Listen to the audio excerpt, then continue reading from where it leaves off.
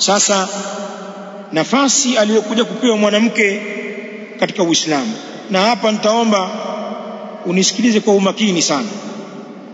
Mwanamke katika Uislamu baada ya kutumilizwa mtume wetu Muhammadin sallallahu alaihi wa alihi wasallam, nabiyur rahma, mtume wa rahma, kama anavyoelezwa na Allah subhanahu wa ta'ala kwenye Qur'an, laqad ja'akum rasulun min anfusikum azizun alayhi ma anittum harisun alaykum bilmu'minina raufur rahim, kwa hakika amekujulieni mtume atokanaye na nafsi zenu, ni mwanadamu mwenzenu.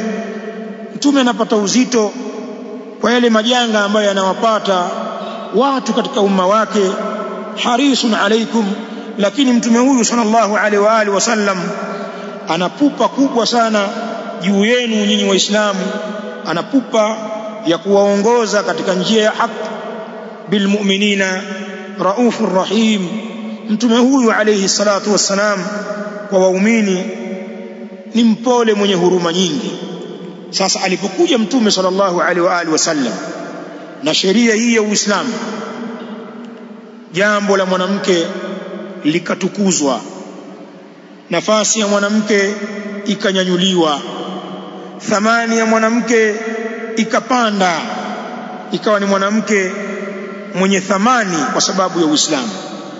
يقول أهل العلم أما بعد مجيء الإسلام ارتفعت منزلة المرأة وعلى شأنها، أما بعد يكوج الإسلام kuhakika ilinyanyuka daraja ya mwanamke na likawa juu jambo lake. لأن الرجل والمرأة في التصور الإسلامي سيان في التكليف والمسؤولية والجزاء. وسبب mwanamke لأن الرجل وسبب mwanamume والمرأة na mwanamke في التصور الإسلامي katika mtizamo wa Kiislamu siyani, ni watu wawili walio sawa katika mambo gani? Fi taklif, katika makalifisho ya kisheria, yani kama vile mwanamume anavyokalifishwa kutii mafundisho ya dini, kadhalika mwanamke amekalifishwa juu ya utiifu huo. Kadhalika almasulia, mwanamke na mwanaume wako sawa kwenye kubeba majukumu, isipokuwa kila mmoja na majukumu yake. Mume kapewa majukumu ya kuyabeba kama mwanaume, na mwanamke amepewa majukumu yake na Uislamu. Wal jazaa, lakini wako sawa katika malipo. Ikiwa mwanamke atafanya kheri katika dini yake, akajipinda kufanya ibada, akajitolea kwenye khairati mbalimbali, tastahiqu aljazaa, atastahiki huyo mwanamke kupewa malipo yake kamili, kama lirajuli, kama vile mwanaume muislamu akifanya ibada, taa mbalimbali, khairati mbalimbali, anastahiki kupewa thawabu na malipo. Hivyo hivyo mwanamke wa Kiislamu, mwanamke hatopunjwa thawabu zake au malipo yake mbele ya Allah eti kwa sababu ni mwanamke. Ikawa sasa wewe mwanaume unayeswali, muislamu, wewe utapendelewa kwenye malipo kuliko mwanamke wa Kiislamu anayeswali. Mkiswali lillahi rabbil alamin kwa utaratibu wa kisheria wa kusimamisha as-salatu as-sahiha, mwanamke atalipwa thawabu kamili kama vile mwanamume anavyolipwa thawabu kamili. Wallahi, mwanamke wa Kiislamu hapunguzii malipo kwa sababu yeye ni mwanamke, abadan. Na huo ndio uadilifu wa Uislamu.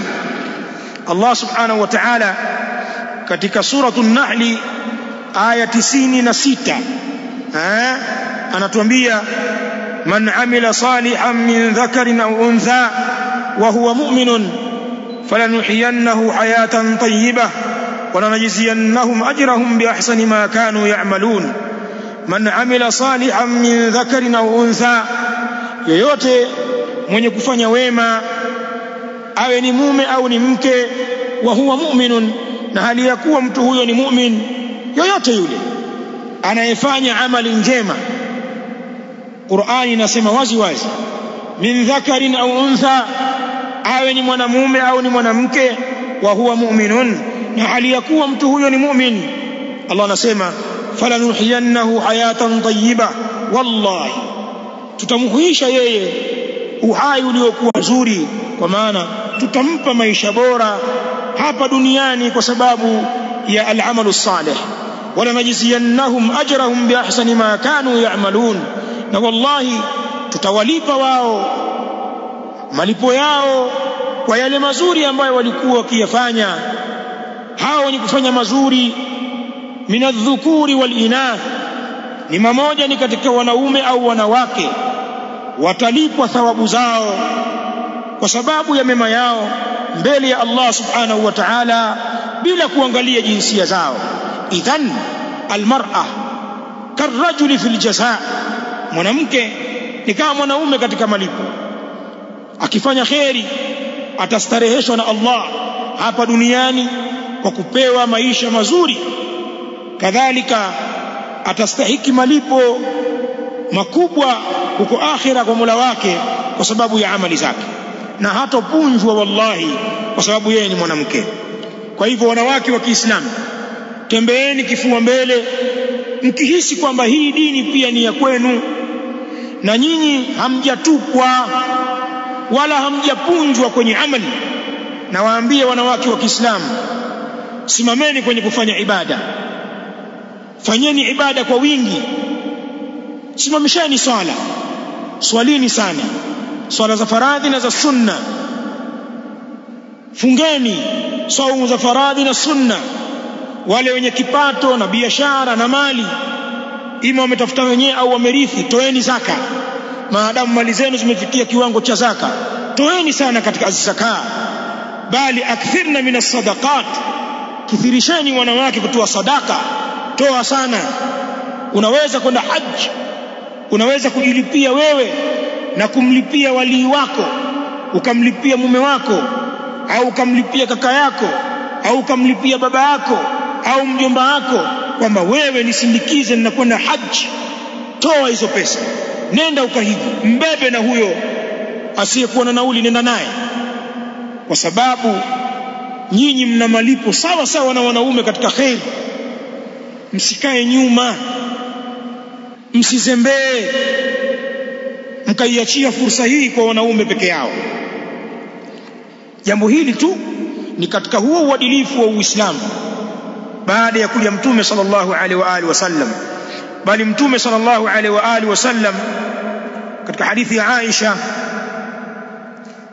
radhiyallahu ta'ala anha inda al-Imam Abi Daud, katika sehemu ya hadithi hiyo yakulu an-nabiy sallallahu alaihi wa alihi wasallam, innama an-nisaa'u shaqa'iqur rijal, kwa hakika si vinginevyo wanawake ni ndugu wa wanaume, ni ndugu hao kana kwamba wamezaliwa pamoja. Maana ya hadithi kama wanavyosema ulama, ay inna an-nisaa nadhairu wa amthalu ar-rijali fi al-ahkam al-mushtarakati bainahuma, kwa maana hakika wanawake ni mfano, ni ruwaza, ni mfano wa wanaume katika ahkamu mbalimbali ambazo wanashirikiana wanaume na wanawake. Naam, yako baadhi ya mambo ni mukhassasa bin nisa, yamehusishwa kwa wanawake tu na hukumu zake ni kwa ajili ya wanawake. Mambo hayo maalumu watabaki nayo wanawake, wanaume hawatahusika nayo. Yako mengi tu, mfano wanawake wana mapumziko katika ibada ya sala. Naam, tena mapumziko yasiyokuwa na kulipa wanapokuwa katika ada zao. Mwanamke anapokuwa katika hedhi anatakiwa asiswali swala yoyote, swala ya sunna, swala ya faradhi na ya sunna, na anapotaharika ataendelea kuswali swala ambazo atakutana nazo, na zile zilizompita wala hatolipa. Hii ni fursa maalumu wamepewa wanawake. Sasa hili ni jambo la wanawake. Kadhalika akipata hedhi au nifasi hatofunga, hata kama ni saumu ya faradhi Ramadhan, ameruhusiwa kula mchana kwa ajili ya hedhi au ya nifasi, na atakuja kulipa saumu zake baadaye, hata baada ya Ramadhani kuondoka. Haya ni mambo maalumu kwa ajili ya wanawake. na yako mengine mengi tu, lakini ukiyatoa hayo, ahkamu zingine zote za kidini wanaume na wanawake wanashirikiana katika hilo.